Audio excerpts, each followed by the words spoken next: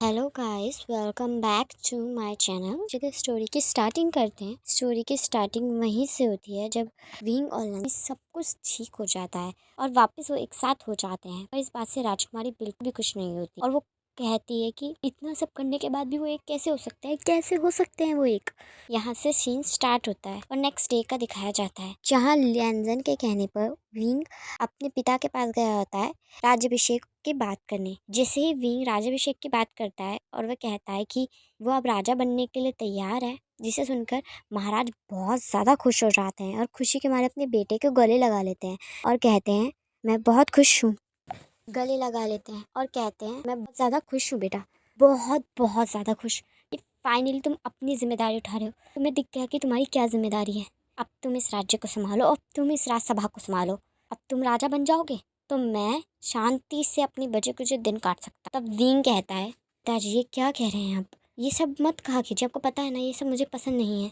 तब महाराज कहते हैं हाँ हाँ मैं समझ गया कि तुम्हें ये सब पसंद नहीं, मैं जल्दी ही सबको बता देता हूँ, सब तैयारी शुरू कराता हूँ। मेरे बेटे का वक्त आ गया है कि वो अपने तख्त को संभाल ले। यहाँ से सीन शिफ्ट होता है और महारानी और राजकुमारी को दिखाया जाता है जहाँ महारानी कहती हैं तुम्हें सब्र नहीं हो सकता क्या, शांति से काम लो, सुनाई नहीं दे रहा तुम्हें मैं क्या कह रही हूँ। तब राजकुमारी कहती है कब से जो आप कह रही हैं वही सुन रही हूँ, मैं सिर्फ सुन रही हूँ। अगर मैंने पहले कुछ किया था ना तो वो वापस उस लैंडलाइन के पास नहीं, वो मेरे पास होता। आपके कहे मुताबिक चलती रही और फाइनली वो दोबारा से एक हो गए और अब भी फिर से लैंडलाइन के पास है और मैं इस बड़े से महल के बड़े से कमरे में बैठकर अपनी किस्मत को कोस रही हूँ।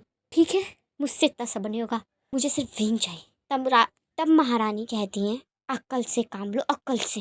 विंग ने तुमसे बात करना तो शुरू की, वरना वो तुमसे तुम्हारी तरफ देख भी नहीं रहा था। एटलीस्ट वो तुमसे बात करा, शुक्र करो। अगर तुम कुछ और करती ना पता नहीं वो क्या कर देता। और वैसे भी तुम्हें इस समय सिर्फ एक बात पे ध्यान देना चाहिए कि महाराज अब विंग को राजा बनाने वाले हैं और तुम बनोगी महारानी। तुम्हारे पास ज्यादा ताकत होगी, ठीक है ना। और विंग तुम्हारे साथ ज्यादा रहेगा, उसे जहाँ जाना होगा वो तुम्हें लेकर जाएगा, किसी से मिलना होगा तो तुम्हारे साथ मिलेगा, तो तुम उसके साथ ज्यादा समय बिता सकोगी और इससे ज्यादा क्लोज आ सकोगी। तो अभी शांत बैठो, अपने इस गुस्से को संभाल के रखो, ठीक है। तुम्हारी वजह से अगर एक भी प्लान खराब हुआ ना मेरा, तो मैं सच बता रही हूँ मुझसे बुरा कोई नहीं है इस दुनिया में। फिर शांत बैठ जाओ लड़की, शांत। यहाँ से सीन शिफ्ट होता है और राज अभिषेक के दिन का दिखाया जाता है जहाँ पूरे महल को फूलों से सजा दिया गया होता है। राज्य में खबर फैल गई होती है कि विंग फाइनली राजा बन रहा है, जिसे सुनकर सब बहुत खुश होते हैं। महल में भी काफी रौनक का माहौल होता है, अलग अलग प्रकार की मिठाइयाँ और खाने का सामान बन रहा होता है। लोगों में बांटने के लिए अनाज, कपड़े, फल और पैसे रखे जा रहे होते हैं। बड़े बड़े लोगों को बुलाया गया होता है ताकि वे राज अभिषेक में शामिल हो सके। यहाँ से सीन शिफ्ट होता है और राज अभिषेक का दिखाया जाता है जहाँ विंग का राजाभिषेक हो रहा होता है। पहले उसे पानी से नहलाया जाता है, फिर उसे दूध से नहलाया जाता है, फिर उसके ऊपर गुलाब की पंखुड़ियाँ गिरी जाती हैं और फिर उसके ऊपर एक और बार साफ जल को गिरा जाता है ताकि शरीर साफ रह सके। इसके बाद विंग को वापस भेजा जाता है ताकि अपने वस्त्रों को पहनकर वापस सभा में आ सके जहाँ सब उसका इंतजार रहे। यहाँ से सीन शिफ्ट होता है और विंग को दिखाया जाता है जो एक बार फिर साफ पानी से नहाया होता है। उसके बाद उसे अच्छे वस्त्र पहनाए जाते हैं और उसे सजाया जाता है। उसे अलग अलग प्रकार के गहने पहनाए जा रहे होते हैं जैसे बाजू बंद, कुंडल, कड़े और बहुत सारा सामान, ताकि वो दिखने में राजा लगे, ताकि लोग उसके वस्त्रों से ही और उसके कपड़ों से, उसके गहनों से अंदाज़ा लगा ले कि सामने से कौन चल कर आ रहा है। इसलिए उसे सजने में इतना ज़्यादा समय लग रहा था। उसे 1, 2, 3 या 4 नौकर नहीं, पूरे 12 नौकर एक साथ सजा रहे थे ताकि एक भी चीज़ में ज़रा सी भी कमी ना रह जाए। जहाँ दूसरी तरफ राजकुमारी को दिखाया जाता है जहाँ राजकुमारी को भी बहुत ज़्यादा अच्छे से सजाया जा रहा होता है क्योंकि आखिरकार वो भी महारानी बनने वाली थी।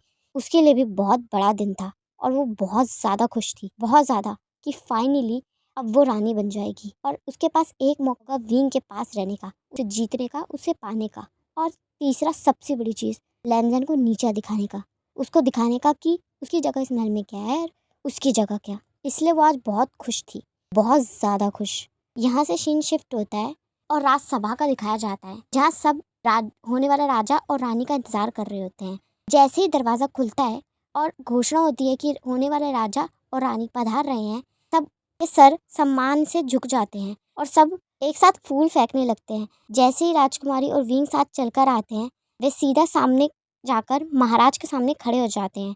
महाराज खुशी खुशी अपने बेटे को ताज पहना देते हैं और कहते हैं, अब ये तुम संभालो बेटा, अब ये जिम्मेदारी तुम्हारी है।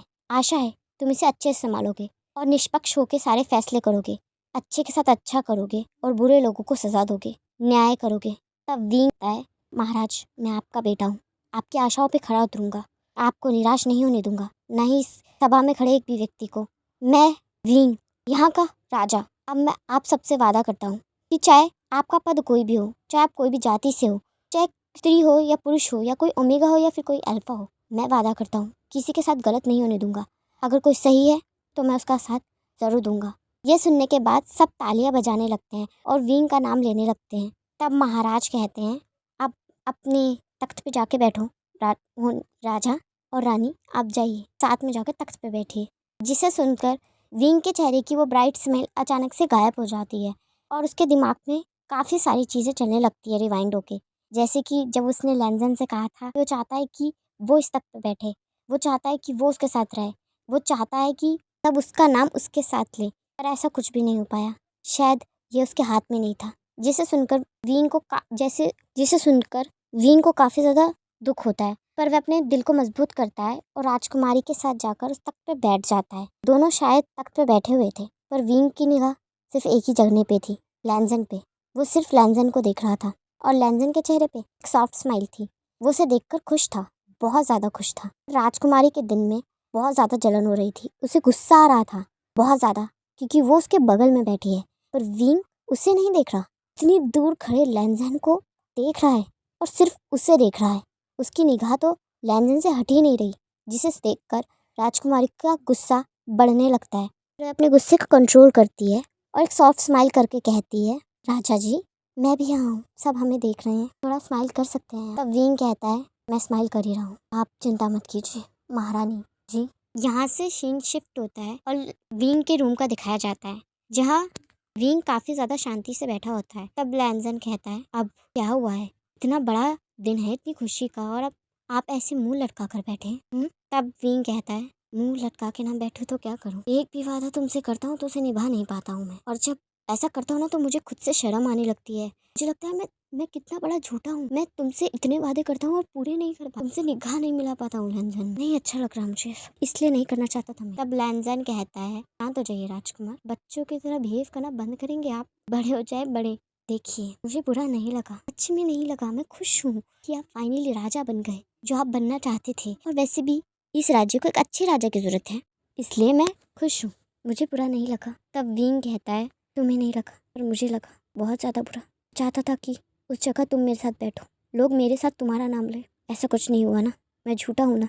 तब लैंजन कहता है, आप बहुत अच्छे हैं और आप झूठे नहीं हैं, आप बहुत अच्छे हैं, सच्चे हैं और मुझसे प्यार करते हैं, और ये फालतू की बातें सोचना बंद कर दें। आप कितना सोचते हैं, मुझे आप ऐसे नहीं पसंद राजकुमार, मुझे आप ऐसे ही पसंद है जो हंसते रहते हैं, मेरा ख्याल रखते हैं, मेरा गुस्सा सहते हैं, मेरे नखरे उठाते हैं, मुझे आप ऐसे पसंद है, ना कि ऐसे। तो चलिए जल्दी से स्माइल करिए, हंसते रहा कीजिए। अगर आप हंसते रहेंगे तो मैं खुश रहूँगा, पर अगर आप ऐसे रहेंगे तो मैं कैसे खुश रहूँगा राजकुमार। अगर मेरी खुशी में आपकी खुशी है तो आपकी खुशी में मेरी नहीं। आपको क्या लगता है कि मैं ऐसे इंसान हूँ कि आपसे जलूँ? नहीं। हाँ ये मेरे लिए थोड़ा तकलीफदेह होता है, पर मैं इतना बताऊँ कि अगर आप मेरे अलावा भी किसी और के साथ खुश है ना, तो मैं आपको खुश देखकर खुश हूँ, क्योंकि मुझे आपकी खुशी चाहिए, सिर्फ आपकी खुशी चाहिए। तब विंग लैंजन को गले लगा लेता है और कहता है, तुमसे ज़्यादा अंडरस्टैंडिंग पार्टनर शायद किसी के पास नहीं हो सकता लैंजन, मेरी गलतियों के लिए मुझे माफ़ कर, प्लीज़ मुझे माफ़ कर देना। तब लैंजन कहता है, गलतियाँ इंसान से होती हैं और गलती आप भी करते हैं और मैं भी, तो माफ़ी मांगने की कोई भी ज़रूरत नहीं। हम दोनों एक दूसरे को समझेंगे, वो भी पूरी ज़िंदगी, आखिरी सांस तक एक साथ रहेंगे, एक दूसरे को समझेंगे और एक दूसरे का साथ निभाएंगे, है ना। तब विंग भी बात को नोट करता है, अपनी गर्दन को हाँ में हिला देता है